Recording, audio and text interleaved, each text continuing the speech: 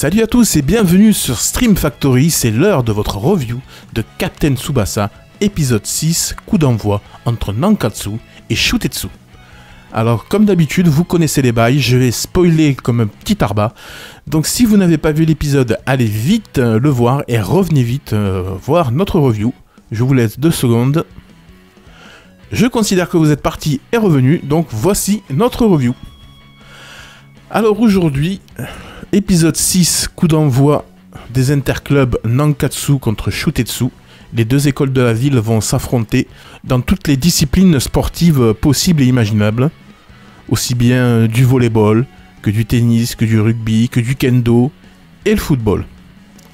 Alors nos amis, l'équipe d'Olivier, arrivent à l'école, ballon au pied, et ils découvrent que ce sera l'équipe de foot qui terminera la journée et qui jouera en dernier, donc la décision se fera par eux.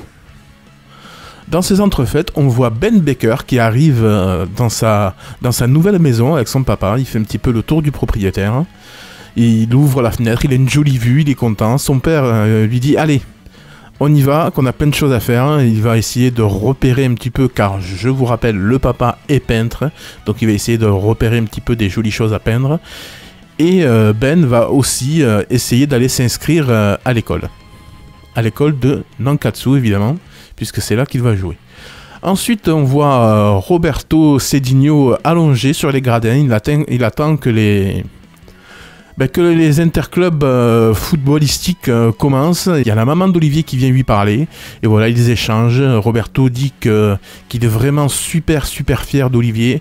Quand il le voit jouer sur le terrain, il a vraiment l'impression que c'est lui qui joue. Et il a l'impression que Olivier suit les instructions que Roberto crie dans sa tête. Tellement, à la même seconde, Roberto pense par exemple crochet et Olivier fait un crochet. Et sa mère lui dit, Roberto, Olivier a un rêve, c'est d'emmener le Japon sur le toit du monde. Et avec toi, je pense qu'il va le faire. Et pour ceux qui ont vu la première série, il va le faire effectivement. Mais nous n'en sommes pas là. Alors les interclubs se passent bien. Le score est un petit peu à la défaveur de Nankatsu. Nous arrivons au moment iconique pour ceux qui ont vu la première série, le 200 mètres masculin. Alors que se passe-t-il? Il y manque un athlète à l'école de Nankatsu qui n'a pas pu venir ou qui a été blessé. Ça sent un petit peu la défaite pour l'équipe de l'athlétisme de Nankatsu. Et Bruce Harper, grande bouche comme il est, il le fait remarquer aux athlètes. Et les athlètes lui disent, écoute, quand on a perdu comme vous l'année dernière 30-0, on ne parle pas. Le départ est donné, un coup de feu qui donne le départ du 200 mètres.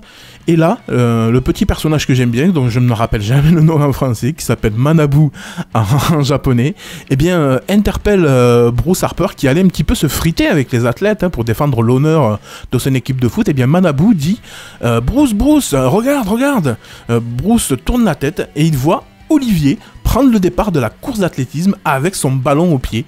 Et chose vraiment très bizarre, parce que ceux qui courent un petit peu et qui font du foot savent très bien que c'est plus difficile de courir avec un ballon au pied que sans. Eh bien non, Olivier, lui, il est au KLM, il prend son ballon, il rattrape tout le monde, il les dépasse, il les laisse sur place comme des plots.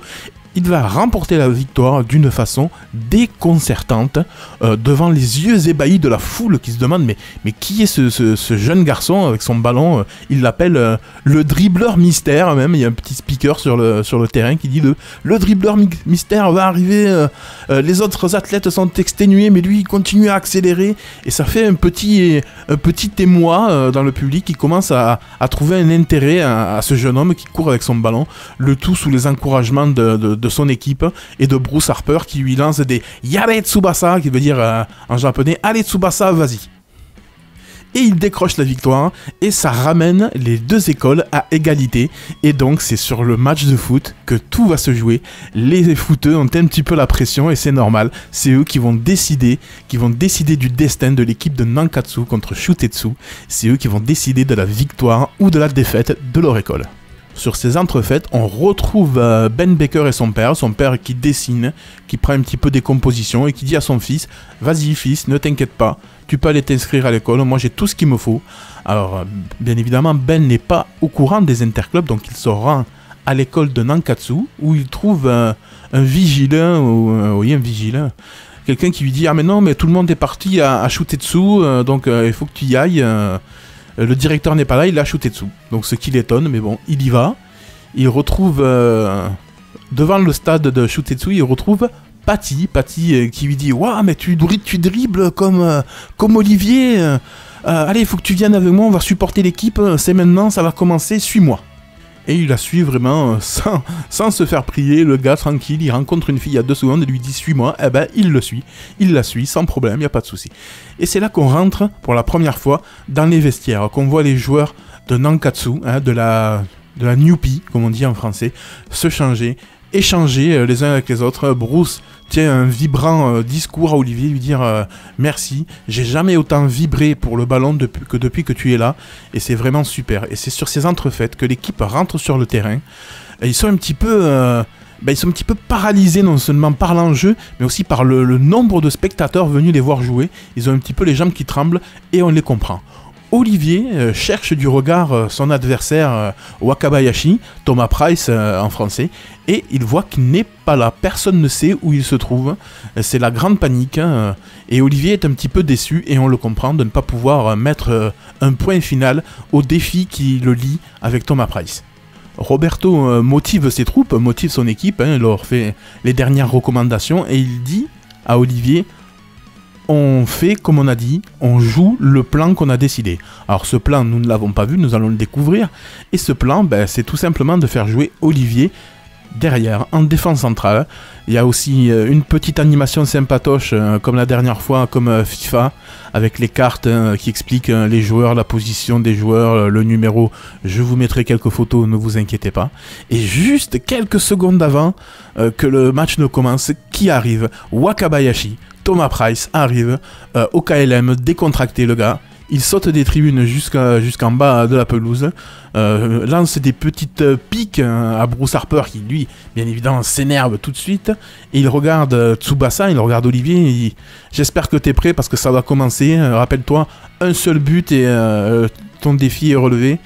Et sur ce fait, Olivier lui répond « Oui, un but et t'inquiète pas, c'est nous qu'on va gagner, quoi, il n'y a pas de souci ». Et le match commence, l'équipe Shutetsu prend la direction du ballon, ils sont un petit peu déconcertés de voir Olivier jouer en défense, mais bon, ils se disent allez on y va, on n'a pas peur des autres, le plus important c'est Olivier. Thomas leur a passé la consigne, les autres ce ne sont que du menu frottin, alors décidément entre les chèvres et le menu frottin, ils en prennent plein la gueule un petit peu nos joueurs de Nankatsu, de la Newpie, et vous ne marquez qu'Olivier, qu'une fois qu'il sera rentré dans la surface de réparation, chose qu'il ne fera pas pour l'instant vu qu'il joue derrière. Le match commence, l'équipe de Shutetsu prend un petit peu la commande des opérations, ils se font quelques passes entre les joueurs attaque milieu, Johnny Mason, Maurice, tous les joueurs qu'on connaît qui joueront plus tard dans la même équipe avec Olivier, et ils arrivent devant la cage. Je crois que c'est Johnny Mason qui s'apprête à tirer. Et au dernier moment, d'un tacle glissé génial, Olivier arrive à prendre le ballon, le transmettre à Bruce Harper qui se retrouve ni une ni deux devant les barres. Il frappe de toutes ses forces, mais bien sûr, Thomas Price n'a juste qu'à écarter un bras pour arrêter le ballon avec une facilité déconcertante. Il est un petit peu énervé, Thomas, de voir qu'Olivier n'attaque pas, mais c'est la stratégie qu'ils ont mis en place avec Roberto. Et avant de dégager le ballon, et c'est sur ça que l'épisode se termine, il dit, pour provoquer un petit peu Olivier, il dit « Allez, l'année dernière, on en aura mis 30, cette année, on en met 50 !» Et c'est sur cette image que l'épisode se termine. Alors, un épisode que j'ai vraiment bien aimé, qui a été un tout petit peu court, je trouve qu'ils sont un peu plus courts les épisodes de la nouvelle série Captain Tsubasa, mais c'est pas mal. Et il n'y a plus cette espèce d'effet d'optique pour l'instant, du terrain un petit peu ovale, et ça c'est vraiment beaucoup mieux.